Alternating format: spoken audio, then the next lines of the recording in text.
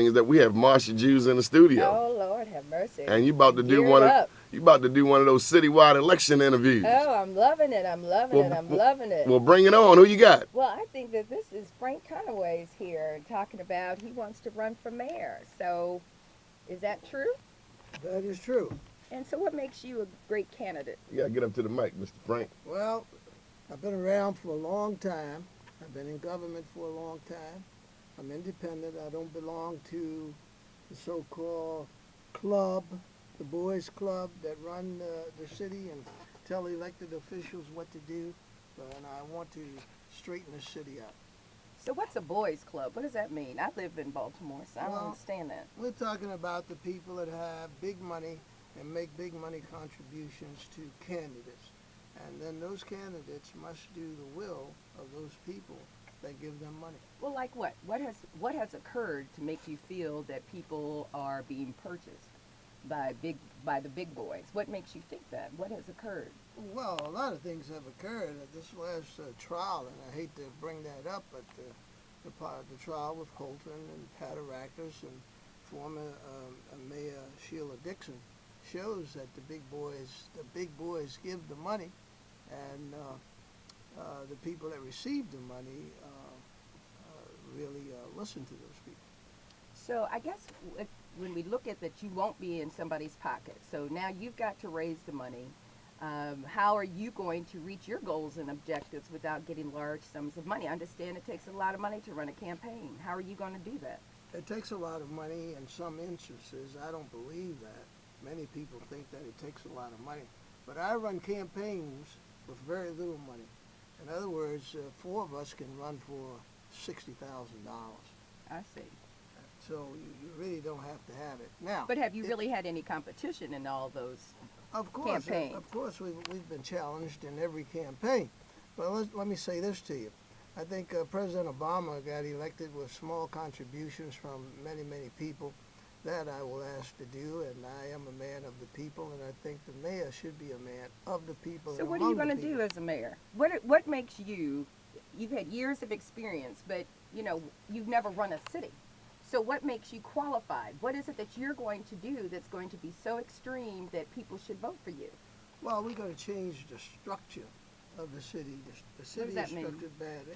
Well, we got too many people in key positions or in positions that should not be there. Like, I don't know what you mean. Too Well, many. we have vice mayors.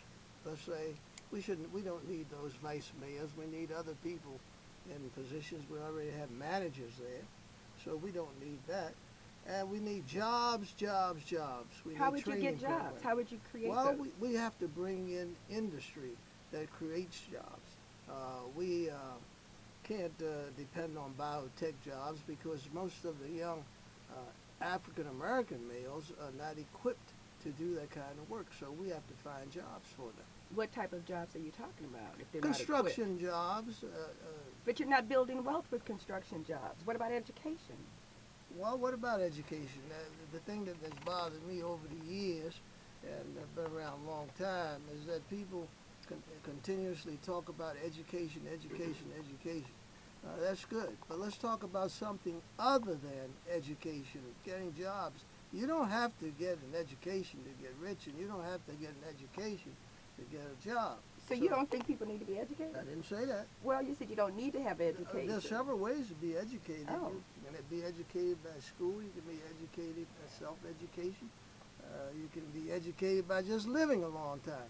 Well, I guess I have some interest in this. When you talk about the fact that we are talking about biotech jobs, the future is about a knowledge-based society. So if we are in a knowledge-based society and we know that everything requires you to be able to think, to comprehend, to be able to go through and understand exactly what you're reading and comprehension, and you don't want people to, you feel that we need to be looking at just construction jobs, but we have a glut of properties here that nobody's even purchasing. So why wouldn't we want our workforce to be intelligent and to have the workforce that can accompany the jobs of the future? If we're sitting on Charles Street, we have all these empty buildings. Where's the construction going to come from? Why would anybody construct anything? Well, we need to restore those buildings that are empty. And that's one of the things I have in my plan, but I didn't want to read the whole plan. I would be putting out a booklet that would explain everything that I plan to do. But when you said it, I said, no education. I mean, I don't think I said that. No, you didn't say that. You're talking about different types of education. Right, right. And, I go to these meetings and people that are running for office, they stand up and they talk about how many degrees they have. And that's not important. I remind them of a man that became president of the United States with a high school diploma. So I don't want to hear about the BS degrees and the AB degrees. Well, let me jump in there for you for a second, Mr. Frank. You have run for office, well, you have put your name in the mayoral ring 3 times. Why'd you get out the race each time? It's too crowded. The field was too crowded, and I thought it'd be better if they had fewer people running. I asked some people to get out. I called a meeting, paid for the meal and all that, and asked some of the people to consider getting out of the last race. Everyone said that they had the best chance of winning. And if I really meant what I said, that I would get out.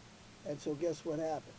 I got out. Okay. And let me make one more point Sure. about this money raising. If I can't raise the money through the normal channels of getting money from small contributions, How much is that? I need about $500,000 to $1 million.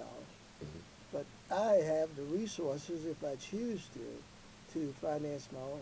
That's what I love. Isn't that beautiful? So I guess That's I have just a question. beautiful. Yes, but I have a question. That We're deserves in a round of deficit. applause. You know why? Because so many elected officials are dependent on Mike Bloomberg other does the people's same thing. money, and consequently, their decisions are based on other people's money, not on our community. I commend you. And here's this is a softball for you. Do you intend on making some new black millionaires?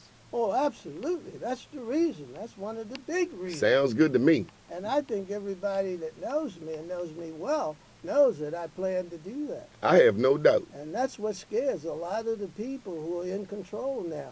If this man gets it, we won't have control anymore. Why wouldn't they want to spread around the wealth? Well, because people are greedy. They're used to getting Like Jack Johnson down there in Prince George's County got his wife stuffing money in a underwear. Oh, I'm not going there. Ooh, I went there. please, I'm not going That's there. just greedy. please. I'm not going there. I just want to know about the deficit that the city is dealing with right now. What would be your strategy? Yeah, would our swimming pools be open, Mr. Frank? Yes, sir. What we need to do is increase our tax base. We need to renovate these houses, and we need to put $100 fines on the banks a month, $100 a month fine on the banks that have empty houses. Instead of selling them and putting people in them, they just keep them and let them languish and hurt our neighborhoods. Good deal. Good deal.